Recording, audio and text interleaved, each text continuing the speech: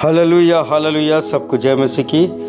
और हम परमेश्वर को धन्यवाद करते हैं और लगातार हम लोग क्षमाशीलता के बारे में सीखते जा रहे हैं श्रोतागण। और मैं विश्वास करता हूं कि आप निश्चय ही परमेश्वर के वचन के द्वारा हम सब आशीषित हो रहे हैं। और आज हम लोग देखेंगे कि क्या मैंने सच में क्षमा कर दिया है, क्योंकि प्रभु कहता है, अगर मत्ती रचित सुसमाचार 6 के 14 और 15 पद पढ़ते हैं, इसलिए यदि तुम मनुष्य के अपराध क्षमा करोगे तो तुम्हारा स्वर्गीय पिता भी तुम्हें क्षमा करेगा।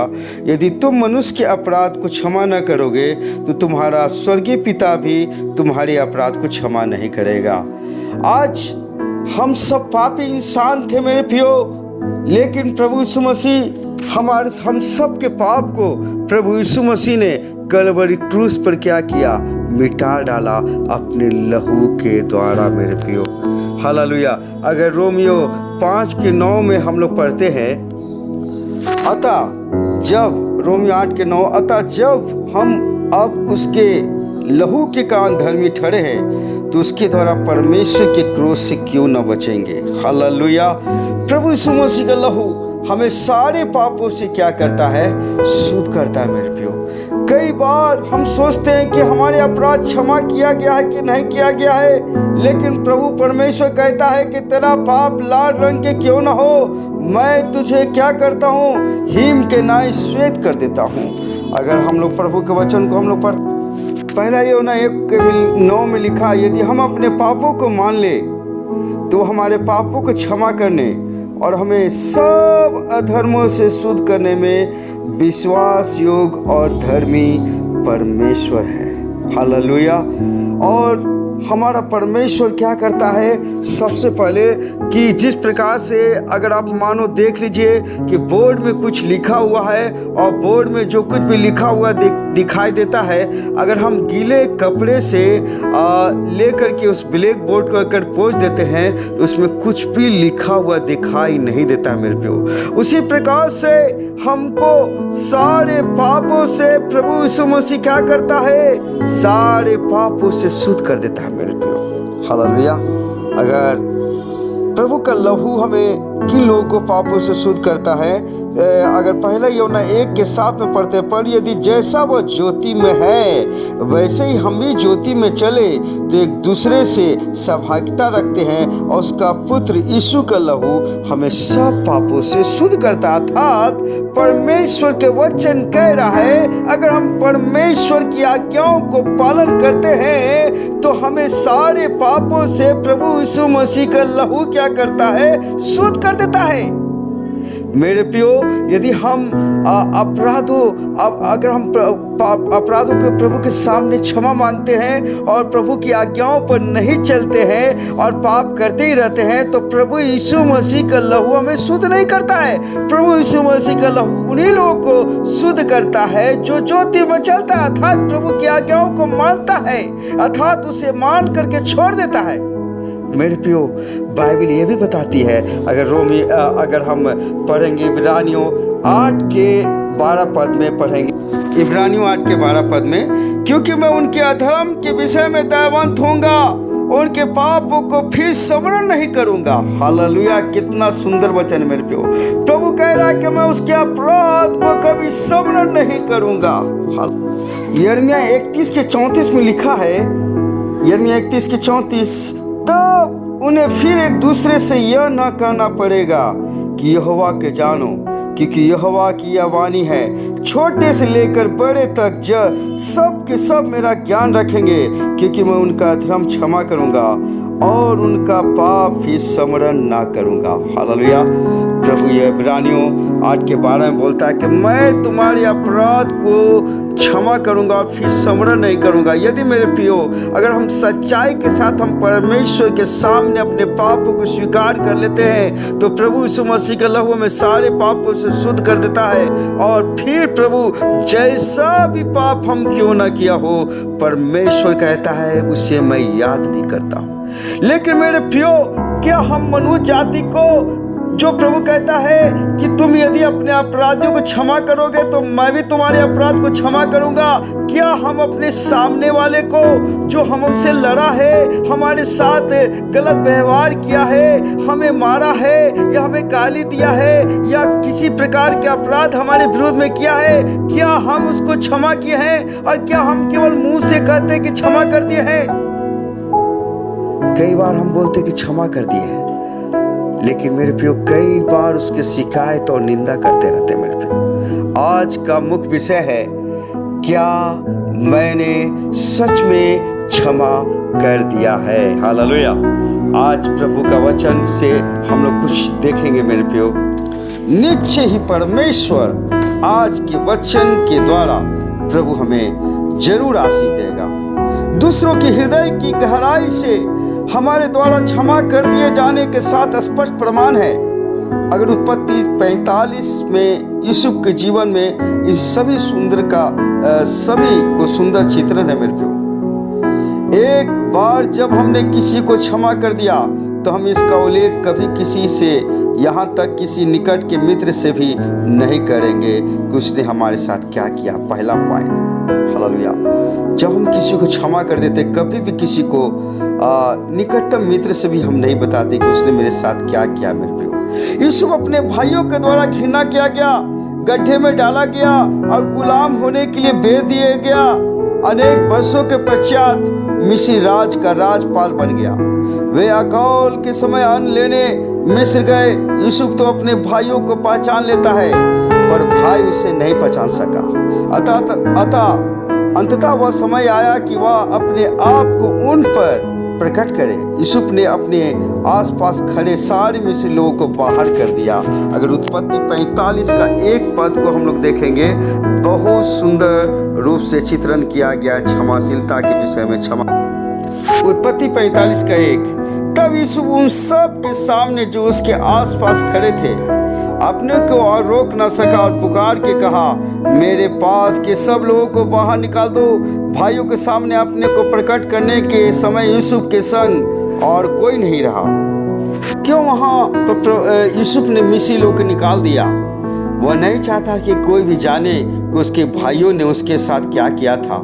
यह है स्पष्ट प्रमाण कि यूसुफ ने अपने भाइयों को सच में क्षमा कर दिया था। फिर जब यूसुफ जेल में था, वहाँ भी उसने अवसर मिला कि उसे पकानहारों को, प्रधान को, जो उसे कोठरी में उसके साथ डाला गया था, उसे सारी बातें समझाए।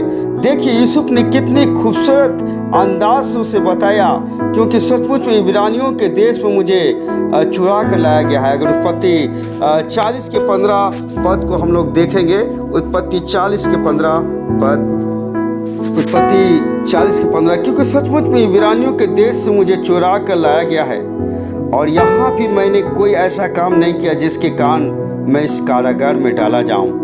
वह उस भंडारी को बता सकता था कि कैसे उसके भाइयों ने उसे नफरत किया और गुलाम होने के लिए क्या किया, भेज दिया, और कैसे पोतीफर की पत्नी ने उस पर झूठा आरोप लगाया आदि पर उसने ऐसा नहीं किया। यह दर्शाता है कि यूसुफ ने उन्हें पहले क्षमा कर दिया था। यदि उसने अपना साथ उस हुए व्यवहार की सारी बातें भंडारी को समझाया होता, शायद वह उसी दुर्दशा में पड़े कारागार में, जेल में मर जाता। मेरे प्रियो, स्मरण रखें, जब तक हम दूसरों को क्षमा नहीं करते तो हो सकता है हम भी जेल में और उसकी परिस्थितियों से कभी बाहर नहीं निकल पाएंगे। मेरे प्रियो, अनेक मसीह भयानक धोखे में वे हैं, कल्पना करते हैं कि उन्होंने दूसरों को क्षमा कर दिया है, परंतु वास्तव में वे क्षमा नहीं करने वाली आत्मा के बंधन में पाए जाते हैं। एक व्यक्ति जो महसूस करता है कि वह किसी बात के प्रति अनभिज्ञ है, वह सिखाने योग्य होता है, पर वह व्यक्ति जो सोचता है कि उसे सब कुछ आता है, उसे नहीं सिखाया जा सकता है।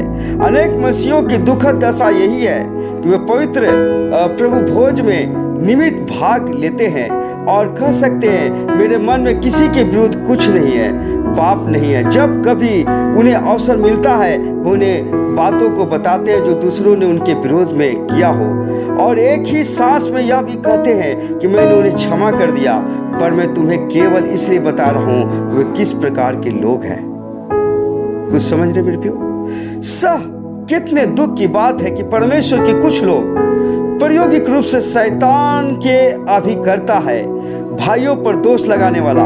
बहुत सी कलीसियां व परिवार विभाजन और उलझन के सामना कर रहे हैं और वो टूट पड़ा है। कई परिवार, कई कलीसियाएं टूट पड़ा है मेरे प्रियो, टूट गया है, इसलिए कि मसीह जीवन की एक महत्वपूर्ण बात जो उपेक्षा की गई है, पाप की उपेक्षा की गई है। किसी व्यक्ति के विषय में बुरा ना बोले, स्मरण रखे जिसे क्षण आप सब साथ दूसरों ने जो किया है उसकी चर्चा आप करते हैं तो क्षमा न करने वाली आत्मा के शैतान आपके जीवन पर नियंत्रण ले लेता है मेरे प्रियो, कि इस जीवन तथा आने वाला जीवन में आपके परिवार और विवाह, स्वाभाविक शांति और आनंद, हर अच्छी वस्तु को क्या करता है, नष्ट कर देता है मेरे प्रियो। हालेलुया।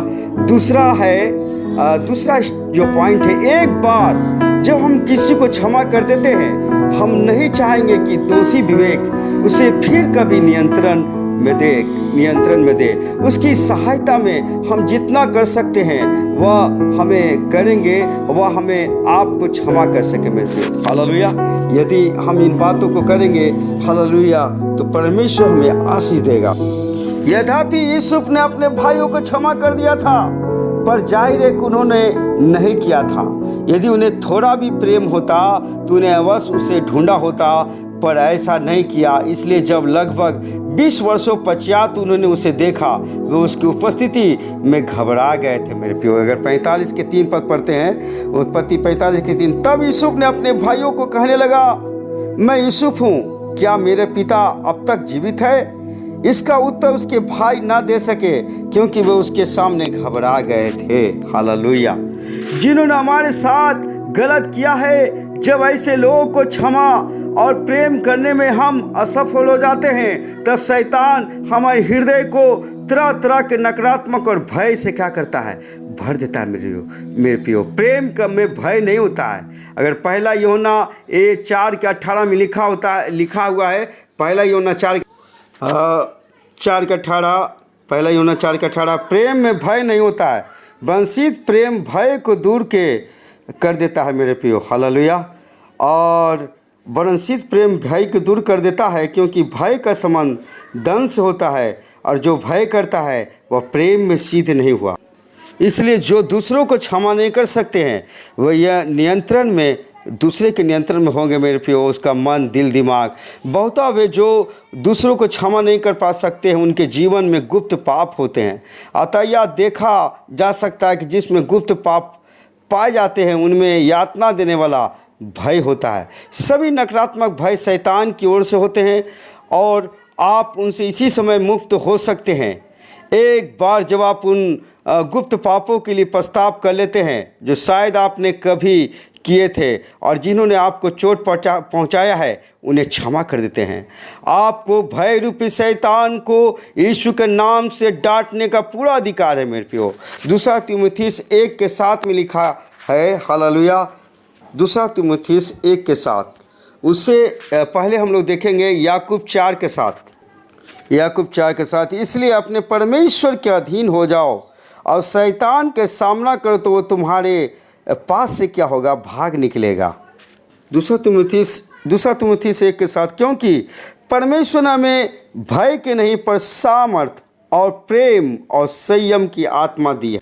दूसरी तरफ देखें, यूसुफ ने अपने भाइयों के भय का प्रत्युत्तर कैसे दिया। उसने कहा, अब व्याकुल या अपने आप से क्रोधित मत हो कि तुमने मुझे यहाँ आने वाले के हाथ में बेच दिया। यह है क्षमा की वास्तविक आत्मा। यदि आपने सच में क्षमा नहीं किया है तो आप कहेंगे, हाँ मैंने तुम्हें क्षमा कर दिया है, पर तुम्हें सबक सिखाना होगा। तुमने मेरे साथ जो कुछ किया था उसी के कारण आज यह दुख सह रहे हैं, भोग रहे हैं। यह नहीं है मसीह की आत्मा। यदि किसी ने हमारे साथ बुरा किया है तो हमें संपूर्ण हृदय से प्रार्थना करना चाहिए कि उस पर कोई विपत्ति ना आए, और यदि कोई विपत्ति उस पर आती है भी है तो हमें उसके छुटकारे के लिए प्रभु के दुहाई देना चाहिए, प्रार्थना करना चाहिए प्रभु से। हालेलुया। प्रभु कहता है अपने सताने वाले के लिए प्रार्थना करो। हालेलुया। अपने दुश्मनों से प्रेम रखो और अपने सताने वाले के लिए क्या करो, प्रार्थना करो। तीसरा पॉइंट, एक बार जब हमने किसी को क्षमा कर दिया तो हमें उन्हें पहले से कहीं अधिक अपने करीब में चाहेंगे। यूसुफ ने अपने भाइयों से कहा, मेरे निकट आओ। अगर ये उत्पत्ति 45 के 4 पद को हम लोग देखेंगे, फिर यूसुफ ने अपने भाइयों से कहा, मेरे निकट आओ। यह सुनकर वे निकट गए। फिर उसने कहा, मैं तुम्हारे भाई यूसुफ हूँ, जिसको तुमने मिस्र में, हालेलुया, मिस्र आने वालों के साथ बेच डाला था। हालेलुया।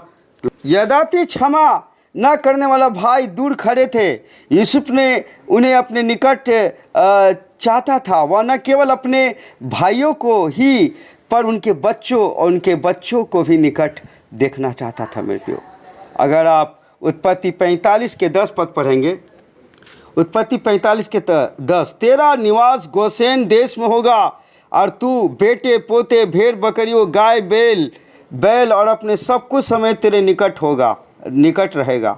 हल्लिया, मेरे निकट रहेगा। यह सच्ची क्षमा एक प्रमाण है। कुछ लोग कहते हैं, मैंने उसे क्षमा कर दिया, पर दूरी बना कर रखता हूँ। यदि हम पास आ जाएंगे, हो सकता अधिक समस्या उत्पन्न हो। यह शैतान की चालाकी है। यदि आपने सच में कहीं अधिक है, तो आप उस व्यक्ति से पहले से कहीं अधिक पास रहना चाहेंगे। बेटियों, अगर सचमुच उसे क्षमा कर दिए, अगला भले आपसे दूर जाने का प्रयास करे, पर आपका क्षमापूर्ण प्रेम उसे मसीह के लिए जीतने के खातिर उसके पीछे पीछे जाए। और यही यीशु मसीह ने हमारे लिए किया। क्या होता यदि यीशु हमें क्षमा कर देते और फिर कहते, मैंने तुम्हें क्षमा कर दिया है, पर मेरे पास मत आना और ना ही तुम्हारे पास आऊँगा। तुम मेरे घर स्वर्ग में भी मत आना और मैं भी तुम्हारे घर नहीं आऊँगा। ऐसी क्षमा तो मजाक और निर्थक होती। जब हम पापी ही थे, तब परमेश्वर स्वर्ग से उतर आए कि हम उसके हृदय के निकट रहे। वे हमारी खोज में आए। हम उनके पीछे नहीं गए, पर वे हमारे पीछे आए। दूसरों से हमारी सुरक्षित दूरी बहुत ही खतरनाक असुरक्षित दूरी होती है। हम शारीरिक रूप से उनसे मुलाकात कर सकते हैं, पर हमारा हृदय उनसे लाखों मील दूर हो सकता है। हमें इसे बाहर से ना दर्शाए। कुछ ने तो अपने आप को अपने माता पिता, पत्नी या पति से दूर कर लिया है। यदि हम इस स्थिति में मर जाते हैं, तो परमेश्वर ऐसा न होने दे। अनंत में क्या होगा? हालेलुया। सुरक्षित दूरी जो हमने अपने बुरा करने वाले के मत बना रखी थी, अनंत में कहीं वही हमें एक बड़ी खाई का रूप ले लेगी। देखिए, पिता इब्राहिम ने नरक में पड़े धनी व्यक्ति से क्या कहा, इसके अतिरिक्त हमारे और तेरे मध्य एक अथाह खाई निर्धारित की गई है कि यहाँ यदि कोई उस पार जाना चाहे तो ना जा सके, और वहाँ से कोई इस पार हमारे पास आना चाहे तो ना सके। ये लूका 16 के 26 पद में लिखा हुआ है।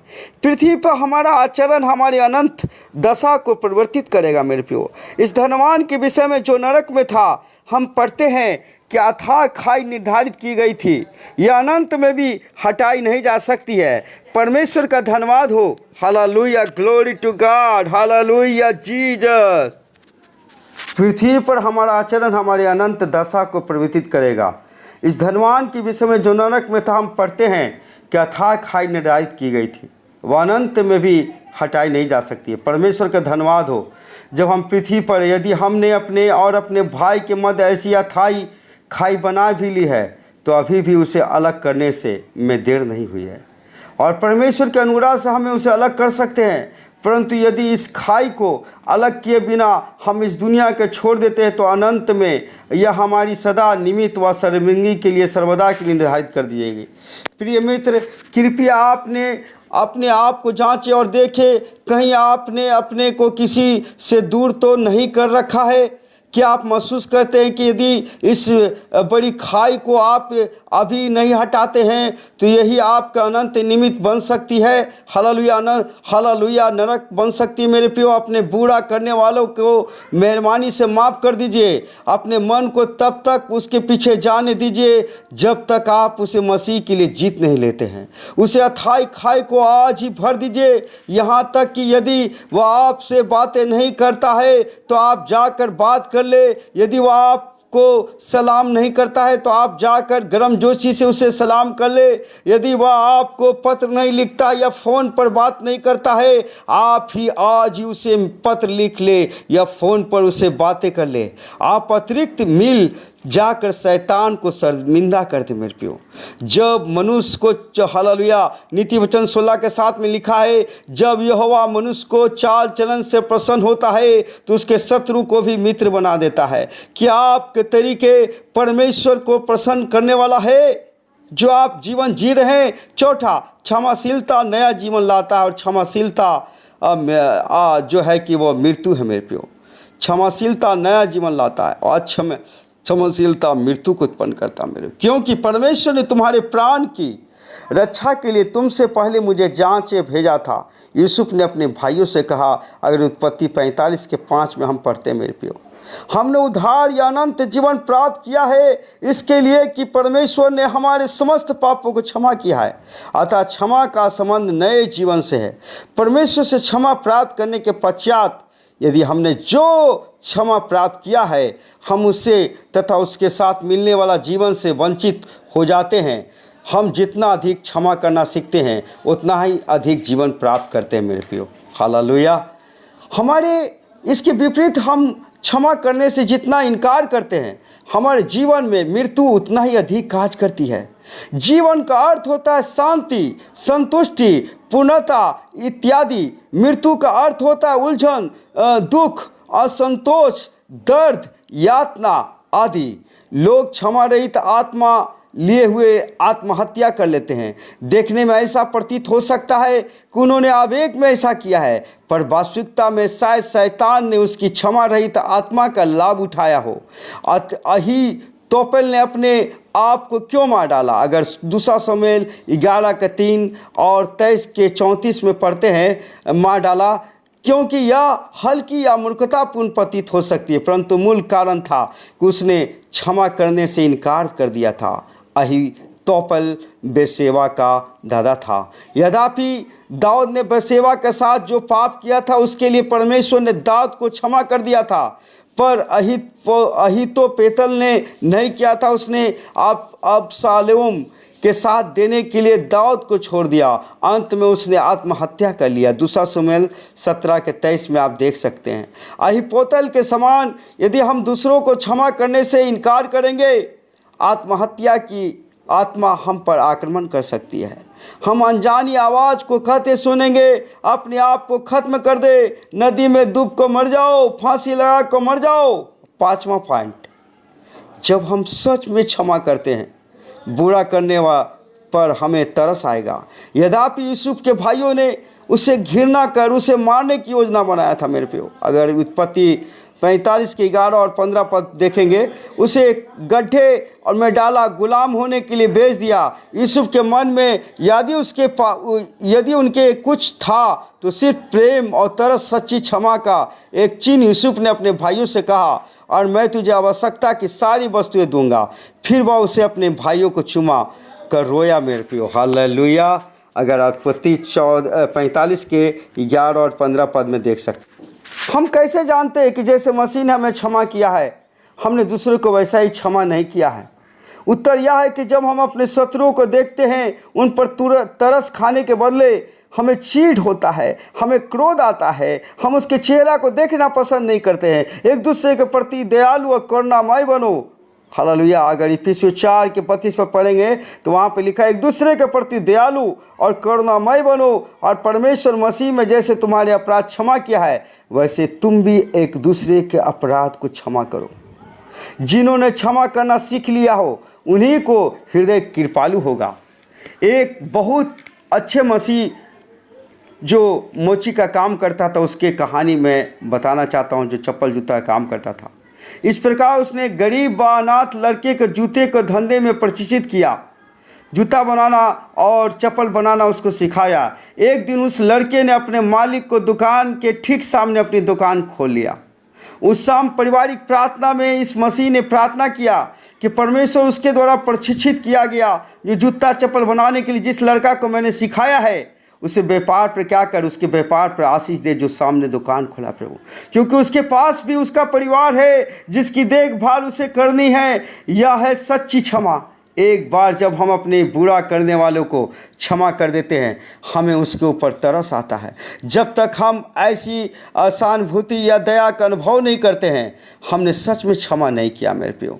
यद्यपि यीशु के विरोधियों, अगर आप लूका 23 के 34 पद में लिखा है, यद्यपि यीशु के विरोधियों ने उन पर थूका, उन्हें बेधा और क्रूस पर चढ़ाया, उसने तरस के साथ प्रार्थना किया, हे पिता इन्हें क्षमा कर, क्योंकि ये नहीं जानता कि क्या कर रहा है। स्वामी ने तो तरस खाकर उसे क्षमा कर दिया, उसका अपराध को क्षमा कर दिया। मत्ती 18 के 27 में परमेश्वर के प्रिय संतान, अपने शत्रु को सर्वाधिक बुरे के लिए आपसे कितना तरस है मेरे प्रियो। अपने शत्रु के लिए क्या आपके पास तरस है? स्मरण रखे, दया करो, दिया करो तो तुम्हें भी दिया जाएगा। वे तुम्हारी गोद में पूरा पूरा नाप करके, अगर लूका 6:38 में पढ़ सकते, पूरा पूरा नाप दबा करके, हिला कर उभारता हुआ डालेंगे, क्योंकि जिस नाप से तुम्हें दूसरों को लिए नापते हो, उसी के लिए तुम्हारे भी नापा जाएगा। लूका 6:38 में स्पष्ट कहा जाए तो यदि आप अपने सबसे बुरे शत्रु पर तरस नहीं खा सकते हैं, तो एक दिन परमेश्वर का न्याय आसन के सम्मुख आप पर भी तरस नहीं खाया जाएगा, और हो सकता है आप मसीह के सबसे बड़ा शत्रु के रूप में पाए जाए मेरे प्रियो। छठा पॉइंट, सच्ची क्षमा हमें परमेश्वर के प्रति सजग रहने में सहायता करती है। परमेश्वर के प्रति सजगता क्या है? परमेश्वर के प्रति सजगता यह जानना है कि अतीत में जो कुछ हुआ है, वर्तमान में जो रहा है और भविष्य में जो होगा, वह सब परमेश्वर के हाथ में होता है, और यही और हमारी और दूसरों की भलाई के लिए होता है। परमेश्वर सजग व्यक्ति पर परिस्थिति, हर पल, हर बात में और हर स्थान पर परमेश्वर को देखता है। परमेश्वर सजग मसीह पृथ्वी पर हमेशा स्वर्ग का आनंद लेता है मेरे प्रियो। हालेलुया। क्षमा करने वाला लोग परमेश्वर सजग रहते, सजग है सकता मेरे प्रियो।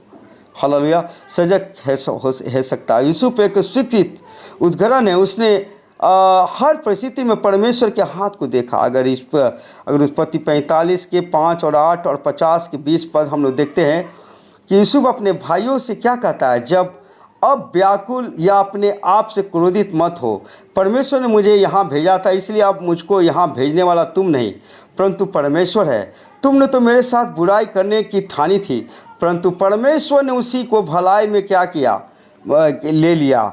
हालेलुया। जब हम हर स्थान, हर वस्तु, हर परिस्थिति में परमेश्वर को देख सकते हैं, तो जीवन सरल और निर्भद जो पूरा सरल हो जाएगा मेरे प्रियो। जब हम हर बात में परमेश्वर को देखते हैं, तो हम हर बात में परमेश्वर के भलाई को देख सकते हैं। परंतु क्षमा न करने वाले लोग कुल मिलाकर के अलग ही दुनिया में रहते हैं। वे लोग और स्थितियों में बहुधा बुराई देखते हैं, कुछ तो भ्रमित अर्थात परेशान, आशंकित, भरोसाहीन और भयभीत, और हर व्यक्ति एवं हर बात के प्रति संदेह करने वाला बन जाता है मेरे प्रियो, हर व्यक्ति के प्रति। हालेलुया।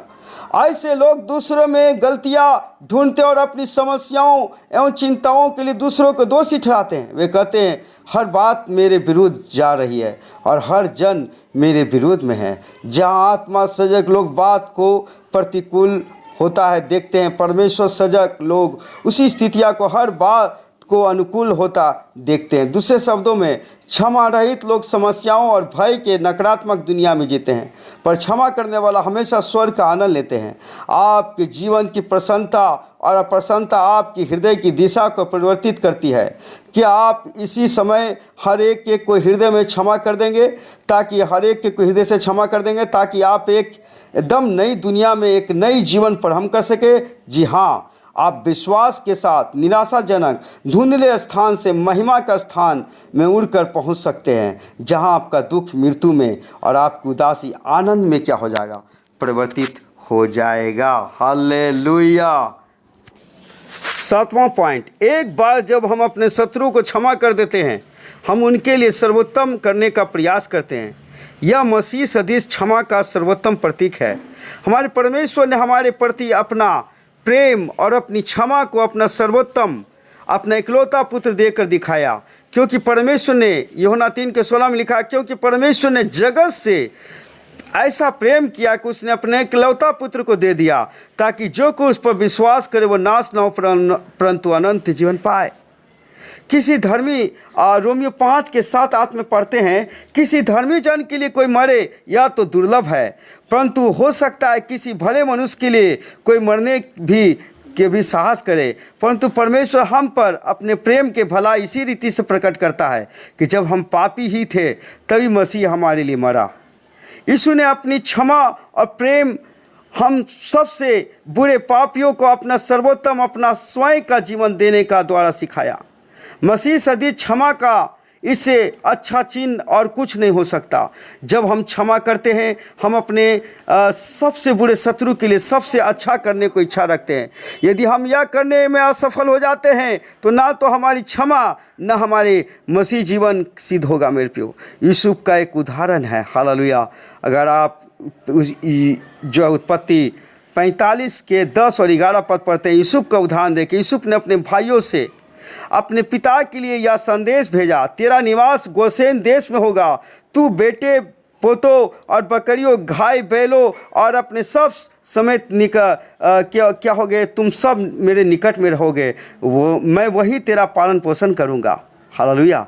गोशेन देश सर्वोत्तम देश था। उत्पत्ति 47:6 में लिखा हुआ। यूसुफ ने अपने सबसे बुरे शत्रुओं, जिन्होंने उसे मारने और मिस्र में गुलाम के रूप में बेचने का प्रयास किया, सबसे अच्छा जो दे सकता था वह दिया।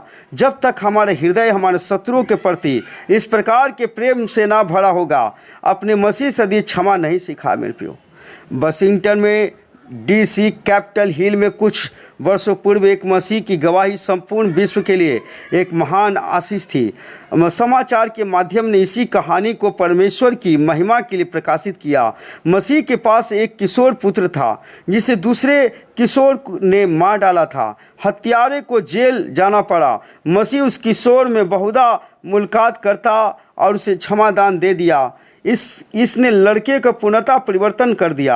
जब लड़का जेल से छूटा तो मसीह ने उसे गोद ले लिया और उसकी उच्च शिक्षा का प्रबंध किया।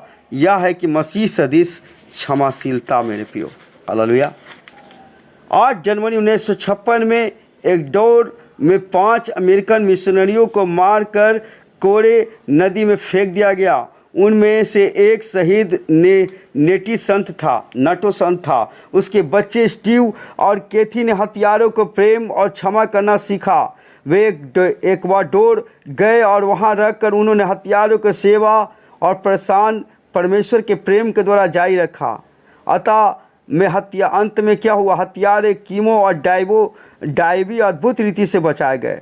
शीघ्र वे आउका इंडियन के मध्य पास्टर बन गया और इस समय तक स्टीव और कैथी बड़े हो चुके थे। उन्होंने कीमो और डाइवो हथियारे से बसंत के द्वारा उसी नदी के बपतिस्मा लेने का चुनाव किया जहां उसके पिता का मृत शरीर उतरता हुआ मिला था। मेरे प्रियो, आज हमें यूसुफ की अति आवश्यकता है। केवल वही अकाल पीड़ित दुनिया की भूख मिटा सकता है।